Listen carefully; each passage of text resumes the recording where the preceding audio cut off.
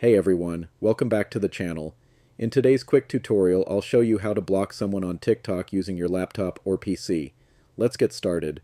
First, open your browser and go to www.tiktok.com. Make sure you're logged into your TikTok account. Now, in the search bar at the top, type the username of the person you want to block and hit enter. From the search results, click on the correct profile to open their TikTok page. Once you're on their profile, look for the three dots icon located in the top right corner of their profile banner, next to the follow button. Click on those three dots. A small menu will pop up. From that menu, select Block. TikTok will ask you to confirm your action. Click Block again to finish. And that's it. You've now blocked the user. They won't be able to view your content or interact with you anymore.